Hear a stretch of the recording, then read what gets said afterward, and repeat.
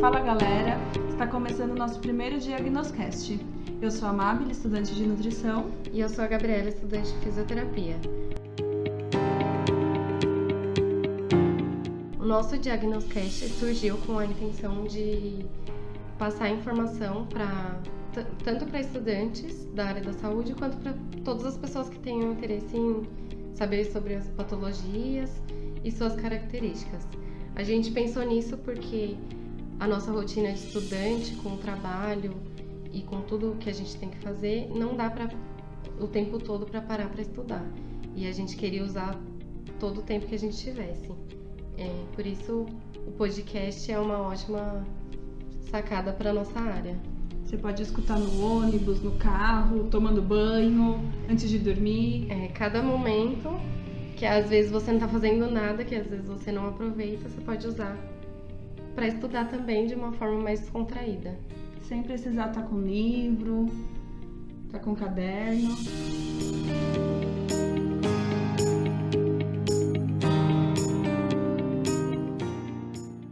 Hoje vamos falar sobre obesidade adulta. Em outro episódio nós falaremos sobre obesidade na infância e na adolescência. Bom, segundo o Ministério da Saúde, a obesidade cresceu 60% em 10 anos. De 2006 até 2016, a obesidade passou de 42,6% para 53,8%. Ou seja, mais da metade da população brasileira é obesa. A obesidade é uma doença crônica não transmissível, multifatorial, e ela representa o excesso de gordura corporal. Eu sei que existem alguns hormônios que controlam a fome e a saciedade. Você não quer falar um pouquinho sobre eles para nós? Bom, vamos lá. Existem vários hormônios, só que eu vou falar um pouquinho dos principais.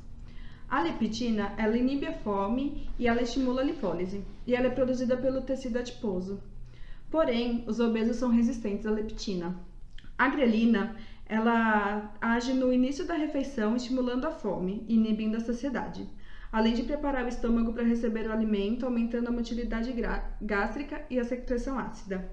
O peptídeo YY, mais conhecido por PYY, ele atua no período pós-prandial e ele estimula a saciedade. E o GLP-1, ele aumenta a secreção da insulina e diminui o esvaziamento gástrico, atuando no período pós-prandial. A insulina, ela inibe a fome e estimula a saciedade. E a serotonina, ela é conhecida por hormônio da felicidade. E ela tem por ter efeito antidepressivo e ela também estimula a saciedade. Na fisioterapia, a gente sabe que existem dois tipos de obesidade. Elas são classificadas pela forma que a gordura se distribui pelo corpo, né? E uma androide e outra ginoide, representada pela maçã e pela pera. Isso mesmo.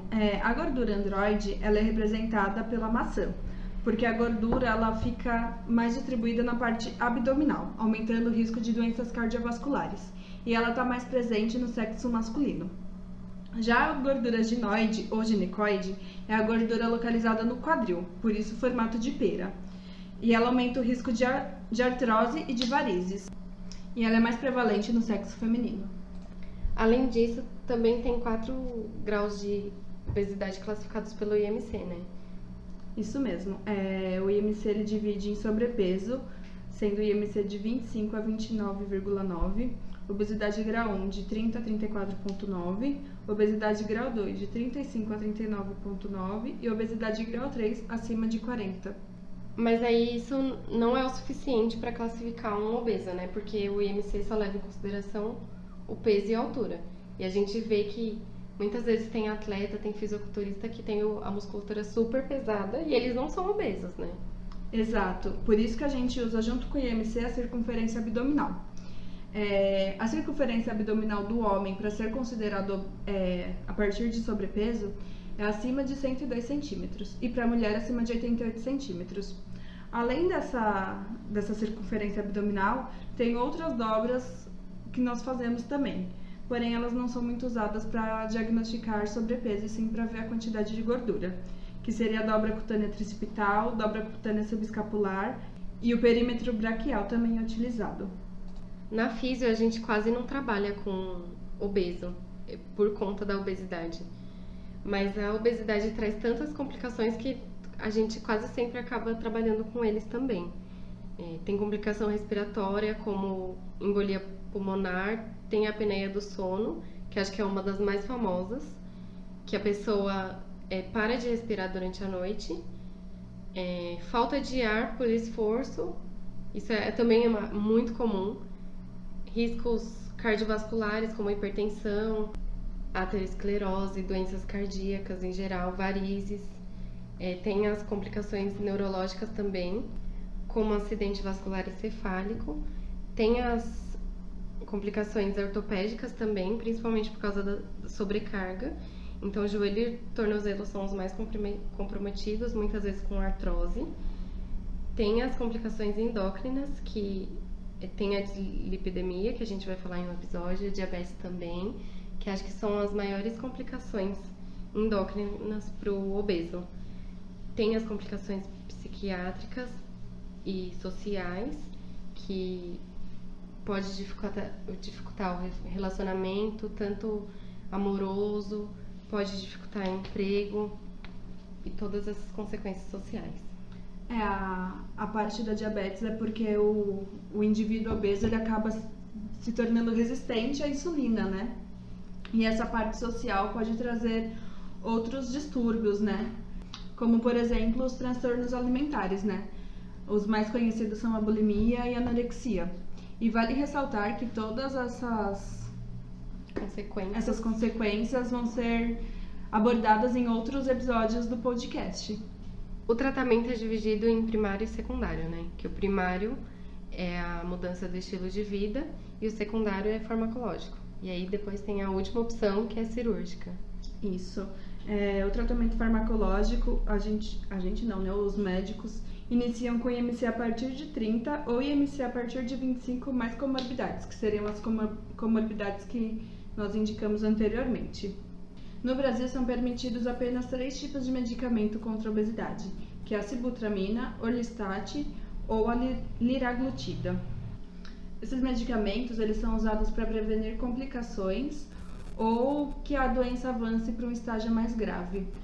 É importante ter um objetivo de perda de peso, é um valor a ser atingido, né? E com isso começa a entrar o tratamento dietético. Não pode ser usada dietas muito restritivas, senão não adianta, o paciente não consegue seguir. Então, nós utilizamos uma dieta hipocalórica, porém normolipídica, normoglicídica e normoproteica. A dieta sempre deve ser planejada individualmente e deve ter um déficit de 500 a 1000 calorias por dia para ser hipocalórica. Quando eu estava pesquisando, eu estava vendo que em alguns lugares a gente vê que metas menores são melhores, porque a pessoa não se decepciona. É isso que vocês fazem? Isso, a gente coloca uma meta, não uma meta extrapolante assim, e quando a pessoa conseguir atingir essa meta, a gente vai aumentando aos poucos até chegar no peso realmente desejado da pessoa. Para a pessoa seguir corretamente essa dieta, a gente disponibiliza uma grande variedade de alimentos para que ele possa ter escolhas no dia a dia e tenta determinar também horários das refeições. E tenta explicar para ele que ele tem que comer quando ele sentir fome, ele tem que parar de comer quando ele já sentir que está saciado e não comer por impulso. A dieta ela deve ser sempre balanceada e nutricionalmente adequada, ou seja, você tem que atingir tanto os macros quanto os micronutrientes. Dos macronutrientes, o único que você pode moderar são as gorduras, caso a pessoa apresente dislipidemia. Se a pessoa não souber que tem dislipidemia e não tiver nenhum exame, você pode solicitar o exame de sangue, porque o nutricionista tem esse direito de solicitar exame de colesterol total, frações e triglicerídeos. Ou então você pode perguntar se a pessoa toma algum medicamento. E por alguns medicamentos, como por exemplo a sibutramina, você já sabe que ela apresenta dislipidemia. Você falou de balancear a dieta e não evitar muita coisa no cardápio do paciente, deixar mais variado.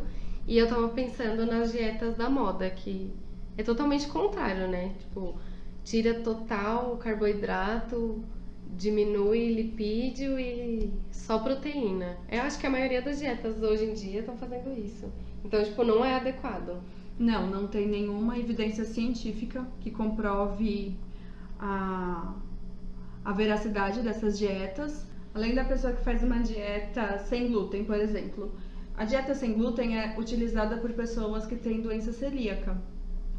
Se a pessoa não tem doença celíaca, ela não tem necessidade nenhuma de fazer dieta sem glúten, além de poder prejudicar o organismo dela e ela acabar desenvolvendo esse tipo de doença. Uma dieta sem lactose é a mesma coisa, a pessoa pode se tornar sensível à lactose. Então não é indicado. A indicada é realmente a dieta balanceada. Esse exemplo que você deu, que a pessoa tira o carboidrato e deixa a proteína, é conhecida por dieta low carb, né? Ela é muito usada ultimamente, mas a princípio a pessoa realmente vem a emagrecer. Porém, a longo prazo, ela se torna inviável, a pessoa não consegue sustentar essa dieta por muito tempo, o que acaba causando o efeito sanfona. Outra coisa que está muito comum ultimamente é o jejum intermitente. Tem jejum intermitente de 6 horas, de 12 horas, de 24 horas. E a pessoa acaba perdendo peso, só que em muitas pessoas esse peso que acaba perdendo é de massa magra e não de gordura. Então também não se torna muito viável. E nós procuramos não proibir alimentos. A gente tenta restringir, explicar para a pessoa tentar consumir o menos possível, uma vez por mês, por exemplo. Não que você vá numa festa e vai ficar comendo salada, né? É uma exceção, mas não é uma exceção que pode ser feita sempre. Além do tratamento dietético, também tem relacionado o tratamento físico, né? Que a pessoa precisa fazer exercício físico para auxiliar a parte nutricional. É importante que a pessoa procure um educador físico, mas como a gente sabe que nem sempre é possível, a pessoa pode fazer o exercício em casa. Às vezes o médico pode dar alguma dica, principalmente focar em exercício aeróbico, que ajuda a emagrecer, e depois para fortalecer os exercícios resistidos. A pessoa pode também fazer caminhadas, né, que acaba sendo mais fácil para fazer sozinha. Sim, pode correr, em casa dá para fazer polichinelo, tem vários programas legais que dá para fazer em casa e não precisa necessariamente ir para academia, que nem todo mundo gosta, né? Hoje em dia tem até aplicativos no celular, né? Não substitui um educador físico, mas para quem não tem condições de arcar com os custos de uma academia, tem os aplicativos no celular. Você pode ajudar, tem vídeo no YouTube também. Sim.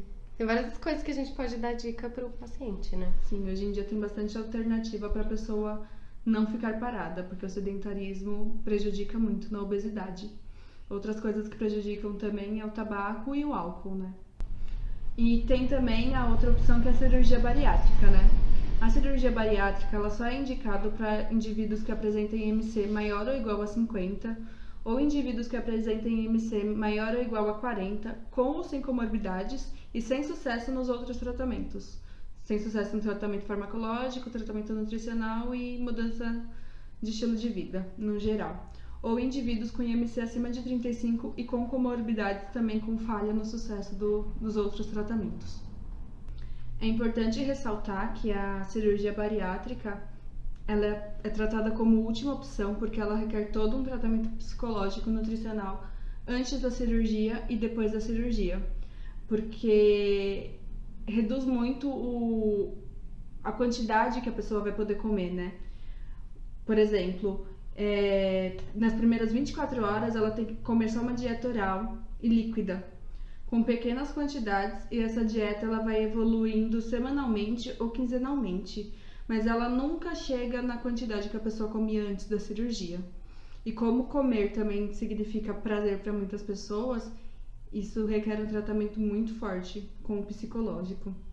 Bom, agora a gente vai para um quadro do nosso podcast, que é Curiosidades, Mitos e Verdades. A gente vai falar um pouco de algumas coisas que a gente achou aí na internet sobre obesidade. Um estudo feito em Pelotas, que se chama Prevalência de Obesidade em Adultos e seus Fatores de Risco, de Denise Gigante, Fernando Barros, Cora Post e Maria Olinto. Eles realizaram essa pesquisa lá na cidade com 1.035 pessoas, porque algumas desistiram, e eles relacionaram a idade com a obesidade, além de separar por sexo. Então, os homens, a prevalência maior é de 40 a 49 anos, e as mulheres de 60 a 69 anos. Isso bate com os dados de uma pesquisa do Ministério da Saúde, que indica que a obesidade ela vai aumentando com o avanço da idade, porém os brasileiros de 25 a 44 anos ainda têm um índice muito alto de obesidade. Outra curiosidade é sobre o óleo de coco. Muitas pessoas falam por aí para você substituir o óleo normal de cozinha, aquele óleo de canola, de milho, de girassol, de soja, pelo óleo de coco. Porém, além de não haver estudos científicos que comprovem isso, o óleo de coco é uma gordura saturada. Nós vamos explicar um pouquinho mais sobre gorduras saturadas no próximo episódio. Mas continuem usando o óleo normal de cozinha, gente. Óleo de coco usa pro cabelo, mas não na comida. Muita gente diz que a atividade sexual queima até 500 calorias. Porém, infelizmente, isso é mentira. Na fase de excitação e orgasmo de um homem de 70 quilos, queima só cerca de 3,5 calorias por minuto. Como a média da relação sexual é de 6 minutos, o total consumido seria 21 calorias, o que é muito pouco. Então não é verdade que a gente emagrece durante a relação sexual. Seria muito fácil, né? Vocês sabiam que o número de horas de sono por noite é inversamente proporcional ao IMC? Ou seja, quanto menos você dorme, mais propensão você tem a se tornar obeso. Isso porque a melatonina ela é necessária para secretar insulina. E se você produz pouca melatonina, você acaba se tornando resistente à insulina. Outra verdade é que quando você está comendo e assistindo TV, por exemplo, ou no celular, ou fazendo alguma outra coisa e não está prestando atenção na comida, você não percebe o quanto você come e aí você não percebe que está saciada. Outra verdade é sobre a quantidade de água que você tem que beber por dia, porque a água ela ajuda a limpar o organismo das toxinas e impurezas. Algumas pessoas substituem suas refeições por suplementos herbais, que são aqueles shakes. Isso não é adequado porque você não consegue atingir todo o valor nutricional que você precisa e além de que algumas marcas podem te causar mais problemas, como problemas hepáticos. O café da manhã é a principal refeição do seu dia. Existem alguns estudos que mostram a influência do ritmo circadiano, que é o ritmo que o sol nasce e se põe, com controle de peso.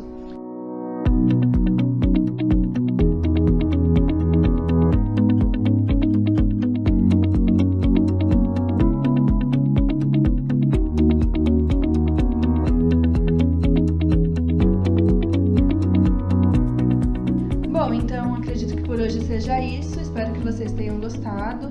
Nos sigam nas redes sociais, continuem ouvindo os próximos episódios que a gente ainda vai falar sobre hipertensão, dislipidemia, síndrome metabólica, diabetes, artrose, doenças neurológicas.